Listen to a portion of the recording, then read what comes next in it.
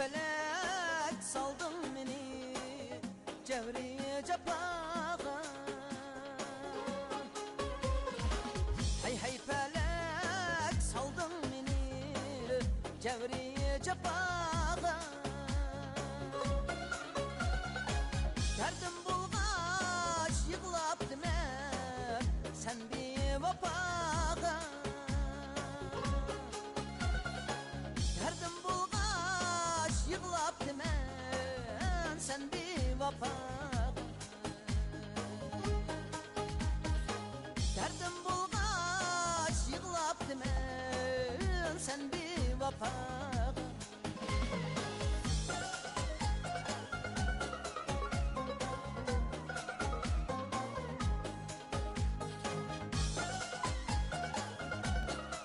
Welcome to Window to China Cable TV. Today I'm so honored to have a distinguished guest, Mr. Carter Andress, and a friendly co-host, Mr. Steve Komarow.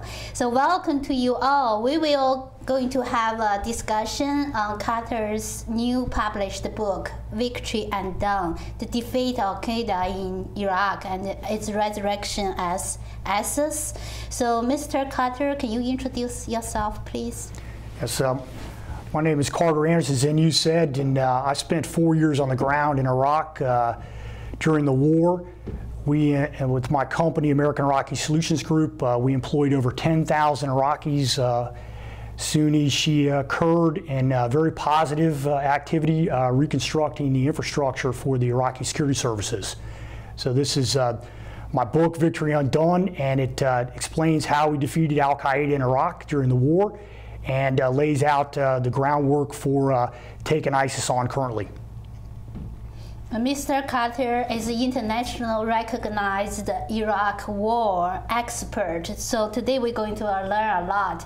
Also, Mr. Komarow is editor at Bloomberg News, Washington, D.C., covering foreign policy and defense issues as a team leader for White House. So can you introduce yourself more? Yes, hi, I'm Steve Komarow, and my background for this show is I was a reporter in Iraq, an embedded reporter during the invasion, and then for 3 years after that covered the war in Iraq.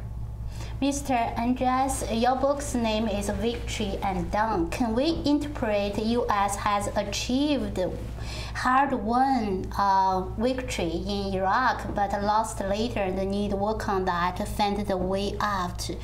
That's correct? That's my assessment situation. I think that's how history is going to bear it out too. That at the beginning of 2009, we had defeated Al-Qaeda in Iraq. We'd established a democratic form of governance in Iraq, over 2 democratic elections certified by the United Nations, the over 90% reduction in violence on the ground, both for civilians, and months going by without U.S. deaths, fatalities in combat.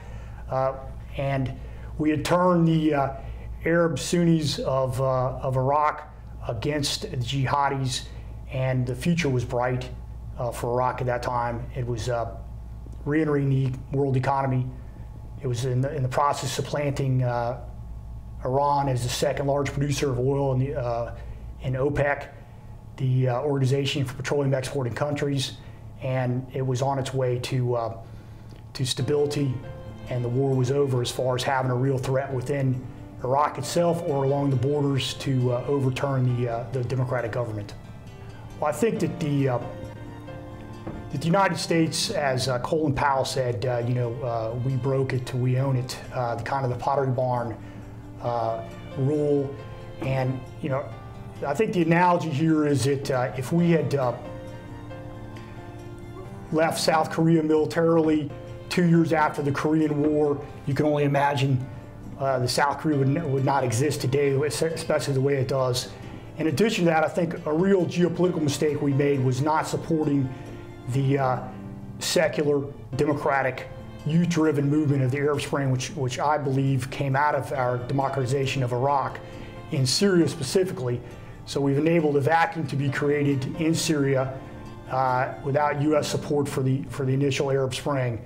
that is now metastasized in an external invasion into Iraq, and we see today what we have with ISIS, the Islamic State, controlling a third of the country. Window to China and the Xinyu One has reached out to the hundreds of Chinese community, Asian community, and American community on performance, interview in education, politics, culture, etc. It's a link for all the communities. Xinyu and Judy Wu, the publisher AC Business, are making joint efforts to promote the program on Newspaper Weekly. Window to China and Xinyu One is a 30 minutes long English program. It will be available on YouTube, Facebook, Google+, AC Business News by keywords Window to China and Xinyu One. The situation now in Iraq is very tricky because ISIS is largely driven by groups from Syria, but they seem to have support from the local people, and the local people up there say they were isolated from the central government in Iraq. How does the U.S. help influence a situation where the government is not seen as the enemy by the Sunni in that part of Iraq, and how ISIS is seen as the enemy? Well, no question. I mean, the U.S. has a responsibility here, and I'm getting rumors out of the Iraqi Ministry of Defense that U.S. advisors are heading to Anbar, which is, and we're seeing the inherent flaw in something that hasn't changed in what we were able to do in the Iraq War was we were able to separate the people from Al-Qaeda, because Al-Qaeda is a nihilistic, very narrow interpretation of totalitarian ideology that will alienate the people eventually. And that's exactly what happened in Iraq. And as a result, as we've seen in the Arab Spring, where bin Laden was not even mentioned, even though he was martyred in the early stages of the Arab Spring, that Al-Qaeda will never again be a popular pan-Arab ideology. So that being said, the situation when we left Iraq in 2011 militarily, and even more importantly, we pulled out the intelligence support in 2012, we left a very fragile situation with a first-time Shia majority Kurdish government ruling Iraq, first time since the Middle Ages the Shias had ruled, and a tremendous amount of insecurity. So they in turn, in order to protect themselves from what historically in the Middle East has been a militarily coup-driven change of government, in this case in Iraq, Sunni-driven, that he had to coup-proof, the Prime Minister of Iraq had to coup-proof the Iraqi army from internal threat, because no one expected that there was going to be an external invasion or that we were going to leave them without any strategic defense. I mean, we left them without any air force. So I think that's why we have the Sunnis turning against a small section of the Sunnis supporting ISIS, is because they believe that the Shias' rule is anti-Sunni because of the connection with Iran. Do you think that the U.S. should deal with Iran? You just mentioned it. Is there an avenue for cooperation there?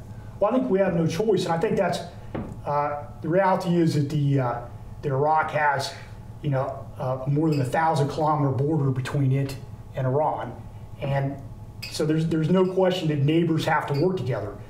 The concept that Iran is going to offer a solution to the ISIS problem is improbable, because for one thing, the ISIS's homeland initially, its safe haven was in Syria. So to imagine the Iranians are going to have some role in Syria is not possible. And the problem with the Iranian role here, first of all, it's not the nature of the regime in Iran is not one that supports the goals of what we have in Iraq, nor is it something that is truly popular within the Iraqi people, But in turn, it is a neighbor, and so it has a part in the role to be played here in defeating ISIS and standing up, an independent and wholly secure Iraq.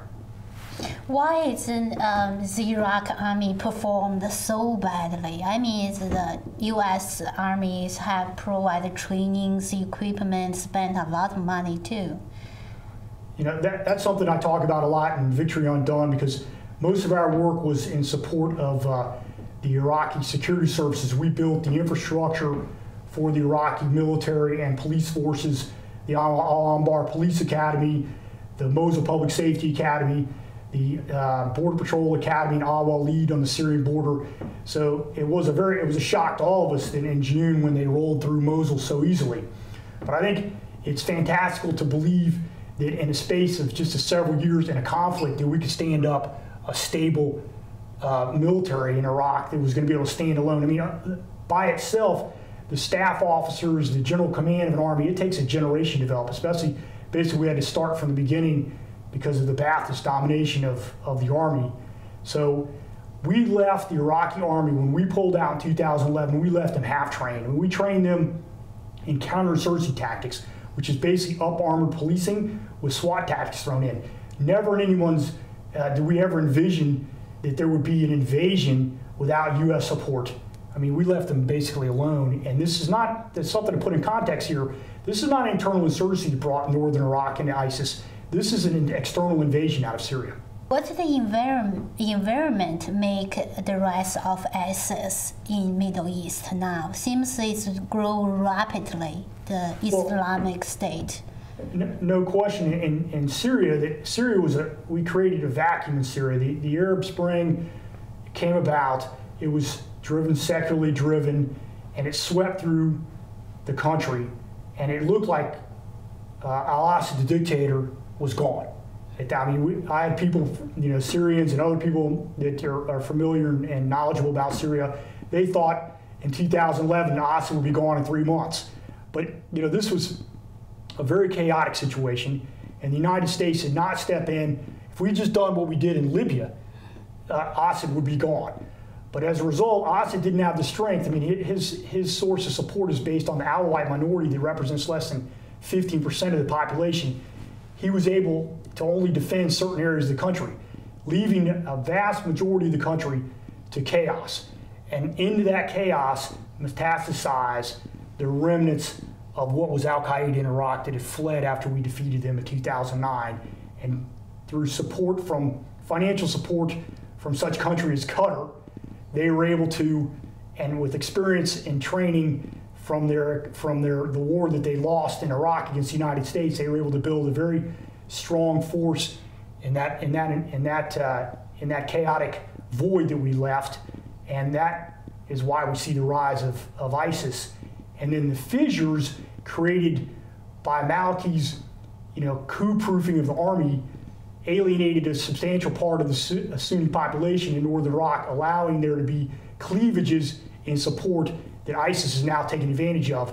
But as we see now, with them killing tribal members in Al-Anbar, that support is potentially soon to drain away, I believe.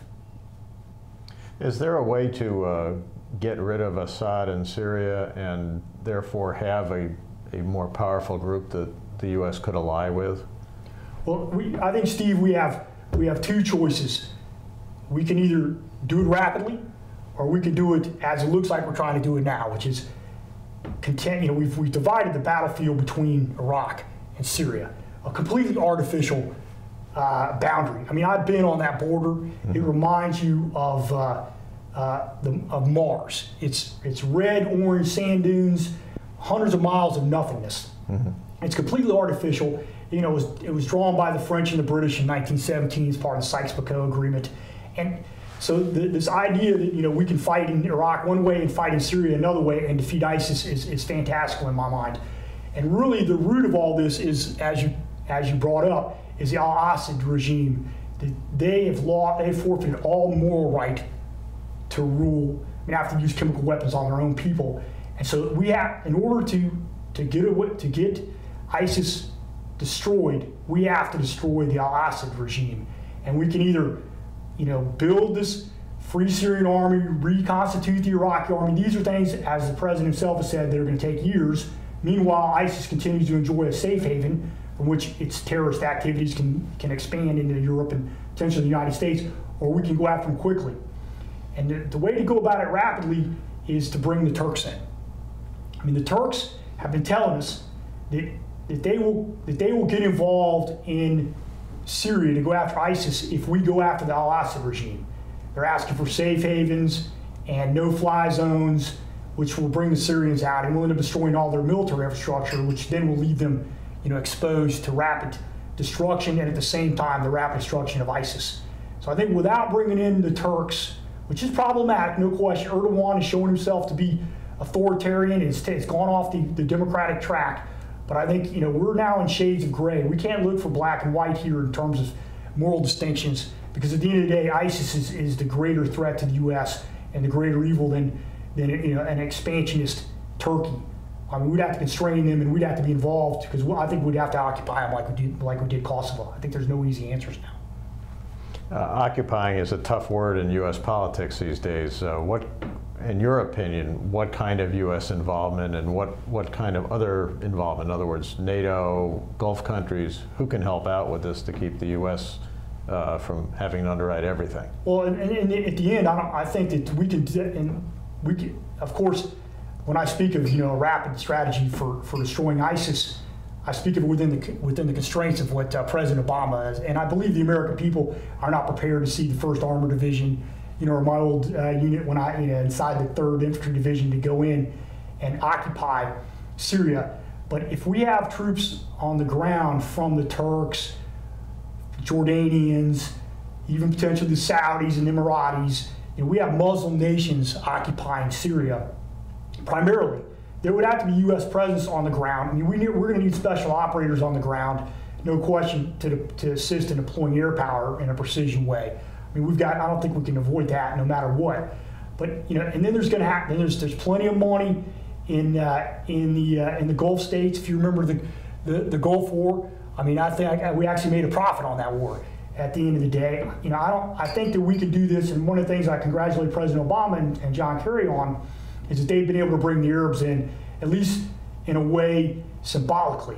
But I think with the Turks, who have the 2nd largest army in Europe after the U.S. and NATO, after the U.S., we have effective means to quickly occupy Syria. And I don't think the people are supporting ISIS, nor are they supporting Assad. So with that kind of occupation force, I think that it would be popularly effective in the means of having support from the population of Syria. At times, it seems happening a civil war in Middle East is a big mess. What do you think the problem behind this Middle East mess? Well, I think that the Middle East, the Arab world specifically, is the last region to embrace democracy as the form of governance, and this is rooted in colonialism. It's rooted in oil money that fund non-democratic governance, and it's also rooted in the fact that the United States has supported these authoritarian governments because of the Cold War. But once we made the decision to go into Iraq, rooted in our belief that Al-Qaeda is a pan-Arab ideology that we have to defeat on the battlefield in the root of the ideology, which is the Arab world, in order to alienate it from the Arab population. At that point in time, when we made the commitment, similar to what we made in Europe and East Asia and Latin America, to bring democracy and free the people of the Arab world, and once that commitment was made in blood and treasure in Iraq, we saw the Arab Spring come out of that. I mean, and it is as a result of that, we have gone through a tremendous transition, and every transition in politics, international transition politics, involves struggle that eventually involves military action, force involved here, but because we disengaged from that and left this vacuum when the momentum was going in our direction, we allowed the forces of repression to return to the battlefield, and that's why we have continuous war here. When really in 2009, 2010, 2011, after we defeated Al-Qaeda in Iraq and installed the democracy first democracy in the Arab world in Iraq, the direction was going and we lost that momentum. So that's where we are right now because of that loss of momentum, I believe. How long, and this is the big question, how long does there have to be a U.S.-led influence in Iraq for the country to stand up on its own? Well, I think we have to look at Europe, and I think we have to look at South Korea, and Japan today. I mean, there have been a U.S. presence there to date since World War II. Unfortunately, that's what I believe it's going to require, and because at the end of the day, it's, to me, it goes back to 9/11, and that's when we could stop, kind of doing the ostrich bury our head in the sand strategy with the Middle East. That it was way over there. Now they've, and this is the reason why we have to defeat ISIS. I mean, they're going to follow us home. I mean, Abu Bakr al-Baghdadi, we captured him and had him in Camp Bucca in South Iraq when we turned him over to the Iraqis and as part of the SOFA agreement. And when he left Camp Bucca, he said, "I'll see you in New York." So, with not even an implied threat there, a direct threat. So it's better for us to fight them over there and deal with the situation over there at their root than it is to fight them here. And what I would like to say in my book, Victory Undone, the takeaway from it is that I was able to, together with some other Americans in American Iraqi Solutions Group, we were able to do very positive things together with Iraqis under tremendous threat in the most dangerous places, during the war. Most of our work was done in Fallujah, Ramadi, the Sunni Triangle. And I traveled around over 15,000 miles around Iraq with my all-Iraqi security team. They could have turned me in at any time to Al-Qaeda and made major multiples of their monthly salary, which they did not, because we had shared purpose, shared intent, and shared risk. So the future of us working together with the Iraqis and in the Islamic world is there. And that's something that I learned, and that's something that I think that we can take strength from as we go forward, and doing battle with ISIS. The U.S. is involved everywhere in the world, and I think it's in our own self-interest to be involved over there. We look at 9/11, right? That's a clear one. Also, right now, Iraq has, as I mentioned before, supplanted Iran as the second largest exporter of oil in OPEC. Now, what has that done? First of all, it's enabled us to go after Iran and put pressure on them to keep them from developing a nuclear weapon. And number two, it's driven down the price of oil. So, the price of oil right now is $80 a barrel. And so this is because there's too much supply out there. And that's where the economic benefit to the United States is from our involvement over there, is that it helps stabilize the world economy. And as we're in this global economy, we are affected by everything that goes on in the Middle East and elsewhere in the world.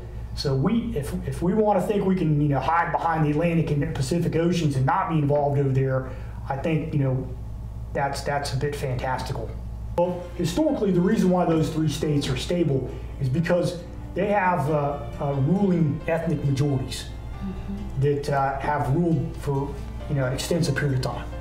You have obviously you've got the Turks in Turkey, you've got the Persians in Iran, and you've got the Jews in Israel. But if you want to call Iran stable, I think that's a stretch.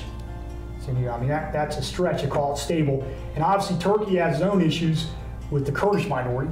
They have an ongoing insurgency there, which makes this whole issue over there, three-dimensional chess versus checkers, which we seem to be playing right now. But and of course Israel has its own issues there. But at the end of the day, I think we have to find, and what I've found in my company's still involved in Iraq, and over 10 years involvement over there, is that we have to stop looking at the Arabs as the other, psychologically. They share the same values that we share, and so they should also be blessed and be expected to have the same rights that we have, and that is the right to have a say in their government and a right to have freedom of speech and all the other rights that we associate with. And that expectation is something that I found to be on the ground and to be a source of popular strength within all these countries in the Middle East. And that's the future. Well, I think that we have to solidify the coalition, and we have to go after Al-Assad. And the coalition means the Turks, the Saudis, the Jordanians. There's going to be a role for NATO in this. But I think that if we can, give the support to air support, special operations support, intelligence support especially, then we can put the Turks on the ground and get this done very quickly. You know, the real strength of the American system, and I think there's a duality to it, and that is democracy and free markets, capitalism. Regulated free market, we'll say that, right? And what contractors bring, specifically what we did, is we employed over 10,000 altogether. Department of Defense, Department of State contractors employed hundreds of thousands of Iraqis on reconstruction projects, and trained them in skills that would bring them beyond the war itself, as far as their ability to earn and take care of their families. So this served two purposes. First, it drained the battlefield, because as Mao said, the sea within which the guerrillas swim, right, as fish, is the people. Well, if you employ the people in positive direction, then you undermine the guerrillas who are bringing death and destruction. Number two is, what we did was we built the infrastructure for the Iraqi security services. So you bring the home state, the host nation's people to the fight by developing the police and the army, which at the end of the day is the goal of a counterinsurgency, which is to turn over the fight to the local people. And so, there are a lot of other reasons for contractors. Obviously, the U.S. military, we have a limited number of troops. They need to be doing military type tactics, not driving trucks, not feeding people, not doing construction work, because they need to be out there, doing, very specific tasks that only the military can do, and it costs a lot of money to train them. But anybody can cook food, anybody can drive a truck, but you need the organizational structure behind that, and you need to stand up quickly, and really only contractors do that. So, we were a 1-to-1 ratio in Iraq, and for soldiers to contractors throughout the war, and that's one of the main reasons I believe we were successful in defeating counterinsurgency in Iraq, which we've struggled with in the past. Thank you so much for watching. We will see you next time. Bye-bye.